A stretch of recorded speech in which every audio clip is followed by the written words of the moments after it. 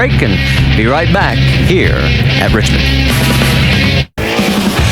3 cars down, 48 are here. There is Landon Castle in a very brightly colored paint scheme. And let's check in with Jamie Little. Well, Marty, it's very rare that we have a first-timer in the field. Matthias Ekstrom has been in the 83 car one time. That was a road course. He's never raced on an oval. So you're getting ready to go out here. I know you guys did one mock qualifying run. What do you expect here, Matthias? Yeah, I mean, it's sure it's way more difficult to do the short run and the qualifying runs than the one with the used tires for me because I have so little experience.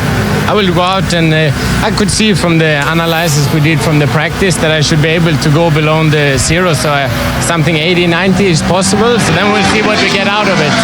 All right, he's ready to go for it. I know his teammate Scott Speed's been here with him, helping him out and coaching him along. Let's go over to Vince. Juan Pablo Montoya faster than the pole speed here in May. Currently the fastest here in for this early. Too early. You know, the starter shape has been really good. I've been complaining a lot about the car all day today, but it has plenty of speed. You know, everybody, you know, the Chip Ganassi team keeps doing an amazing job. And then our Sprint Cup action with the series at Richmond tomorrow at 7:30 Eastern over on ABC. Countdown will kick it off starting at 7 Eastern time. And NASCAR now presented by 5 Hour Energy. That's tomorrow morning at 9 a.m. Eastern on ESPN2.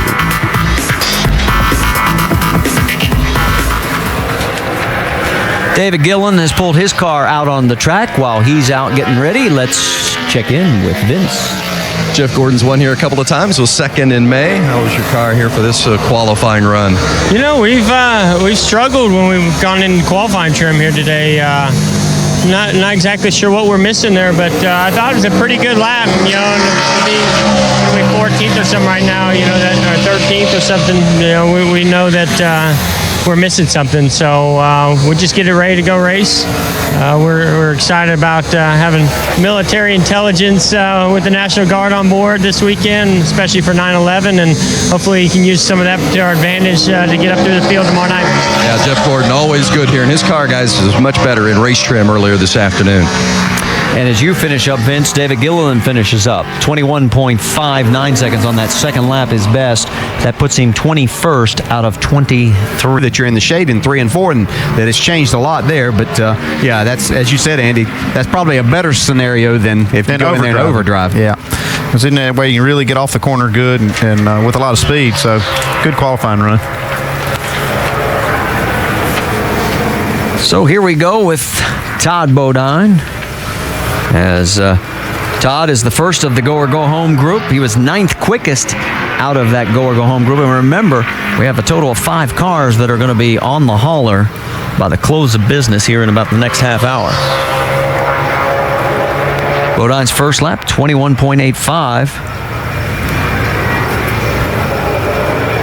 It's hard to get a good idea of exactly what kind of time you would feel comfortable with, even though that's the slowest lap that's been run so far today. But you just don't know what these other go-home cars have for speed until you see a few of them run. About 0.3 quicker than he ran in practice. He picks it up to a 72. So racetrack, let's check in with Jamie. Very good to see Terry Labonte here. Different capacity kind of this time around. It's been since Homestead last year since we've seen you, but you're actually a co-owner and driver, and you got to qualify your way in. What's it like being back at Richmond this way? A little nerve-wracking right now. I imagine. Have you ever felt this way at Richmond? No. First time for everything. 3-time winner, and you still get nervous. Oh, yeah. I think I've been more nervous this weekend than ever before. So we got a pretty good car. It just took me a little bit longer to get up to speed than I thought. And these cars are a little different, you know, on the short tracks that I was used to running. And the tracks really hadn't changed much. But we're gaining on it. But, you know, we'll just see what happens.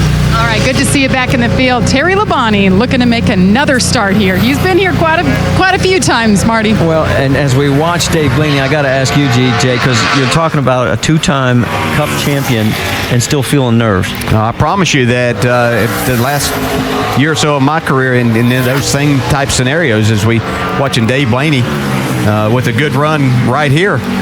tracking up inside the top 15 right now. But, yeah, it's very nerve-wracking. As Terry said, you can see sideways right there coming out of 4. Yeah, and it cost him quite a bit. He is 21:45 and that second lap, 25th right now. But it's also available online on your phone, and the Miami-Ohio State game is available in 3D.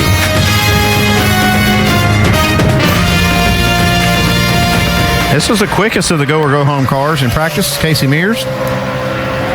And he was 17th quickest overall. So you would think it should not be too difficult for him to be amongst the group that will stick around for tomorrow night.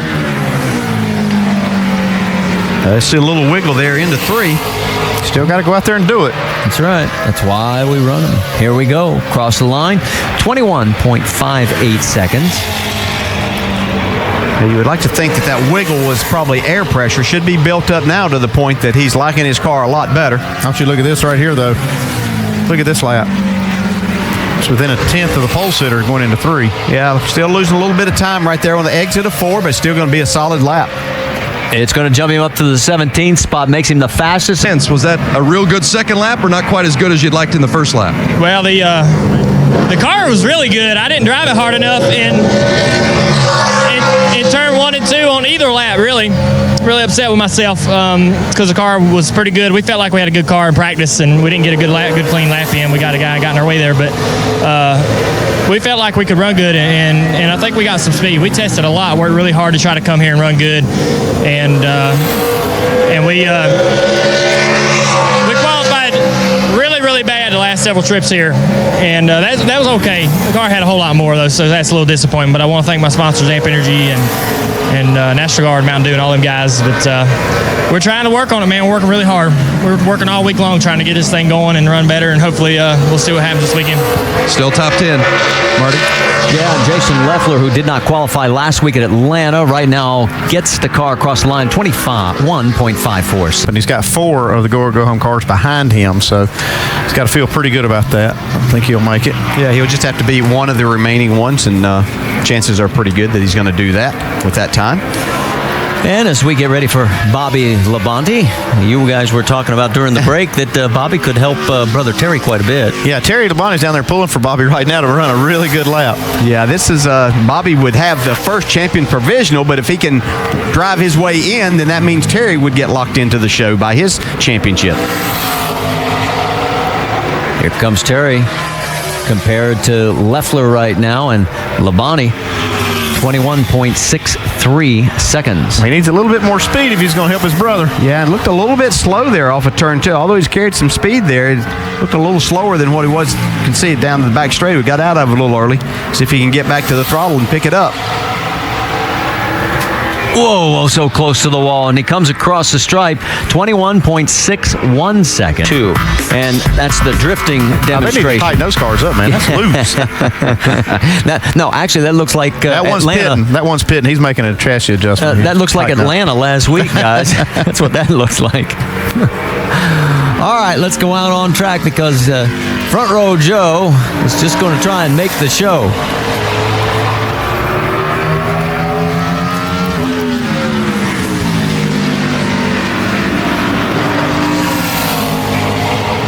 Coming around 4, comes across the stripe. First lap's going to put him in at 21.75 seconds. What it has done, it has booted Scott Riggs. So Riggs is already out of here. Yeah, but that time right there puts Joe on the bubble. He wants to pick it up right here. It looks like he's got a better lap. Yeah, he was needing about 2/10 to feel really good about his chances. This is looking better. He'll do it. Comes across the stripe. Boy, he really jumps it up. He locks himself in. 21.47 seconds. Riggs. And he's certainly been made aware of exactly what he needs to do after Bobby didn't run any faster. His brother, Bobby Labonte, wasn't able to run any quicker. Terry knows that his best chance is to go out here and try to get it done. He's going to have to pick up quite a bit from what he had in practice, though. He's been on pole twice in 54 prior races here. That's right, 54 of them. He won 3 of them. And you heard him talking to Jamie about how nervous he is, and right now... Pretty smooth lap. I mean, he's got a shot at getting in here on this first lap. If he can hit these 2 corners right here, looks like he might have to do another lap. It's going to be close. 21.607. He needs to go a little bit quicker if he wants to definitely lock himself in. He really drove hard in turns 1 and 2 here. Yeah, and didn't really pay a price. You can see he's still in the green right now. Needs to get back to the throttle. So it's not going to quite be there. Close. He comes across the stripe. 21.605. 2 100ths difference between. Just barely. Yeah, about a 5 1,000ths of a second. So what it means now is we get ready for Jeff Green. And Jeff's already on it. You can see he's got a pretty decent lap going already, headed down the back straightaway. Still in the green. This would be bad news for McDowell. And he comes across the stripe, 21.49 seconds. So McDowell is now been sent home. And two more. We're in the show, nice and smooth. 2 more cars still to go.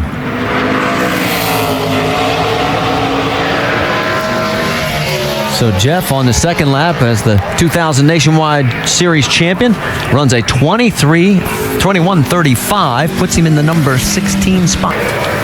Brian attempting to make his first ever Cup start. He did not qualify when he attempted back at Bristol in his only other attempt.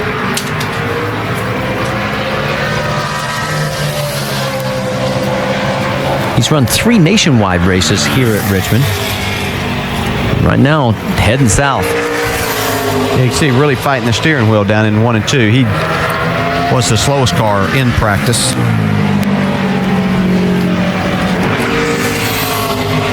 Really going south. This is good news for Terry Labonte if he wants a shot to get in here. He's still going to have to outrun.